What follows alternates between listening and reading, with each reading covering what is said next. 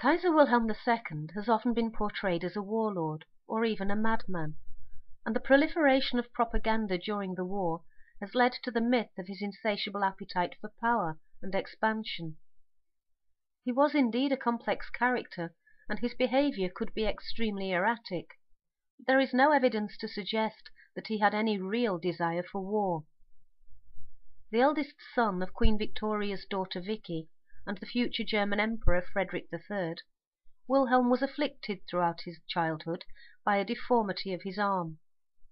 After a particularly traumatic birth, during which the doctors despaired of saving either mother or child, Wilhelm appeared not to be breathing, and was shaken so violently that the nerves of his shoulder were damaged, and consequently his arm failed to grow properly.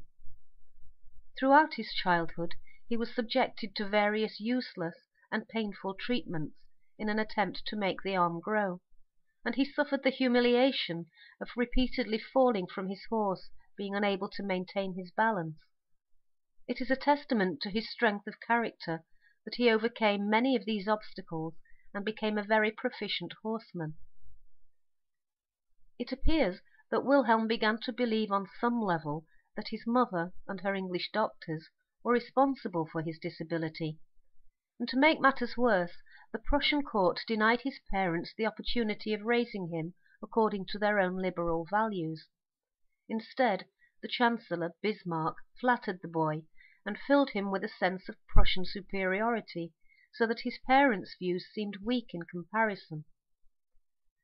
Wilhelm hated any sign of weakness, and there is no doubt that he became conflicted, alternately adoring and despising his mother, and compensating for his disability by shows of strength.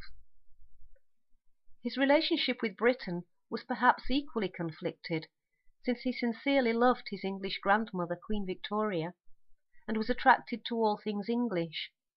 But at the same time, perhaps as a reflection of his relationship with his mother, he felt a constant need to prove himself and emphasize German superiority. By the time Wilhelm's father came to the throne in 1888, he was already dying of throat cancer, and his reign lasted only 3 months.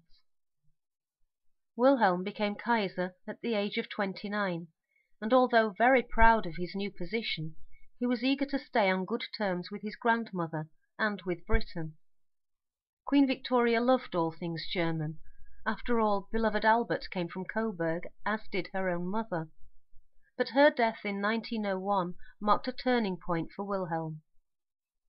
Her successor, Edward VII, preferred the pleasures of Paris to the austerities of Berlin, and was more eager to form a French alliance than to maintain a strong relationship with his Kaiser nephew, whom he viewed with contempt. Wilhelm, in return, called his uncle Satan, and believed that he had deliberately set out to destroy Anglo-German friendship. Edward VII reigned for only 9 years, and following his death in 1910, Wilhelm appeared as eager as ever to maintain a good relationship with his cousins across Europe. Perhaps it was his love of the trappings of militarism that has led to so many accusations of his warmongering, but in fact this was all show and bluster. He might have been proud of his ships, and his soldiers, and his uniforms, but no more so than any of his peers. His reign had been peaceful, he had never led an army or seen combat, and he was as happy to be seen in the uniform of a British admiral as he was in that of his Death Head's hussars.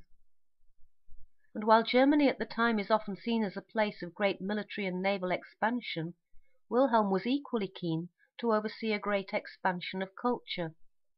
He promoted libraries and learning, and encouraged the arts, and his welfare programs were among some of the most forward-thinking in Europe.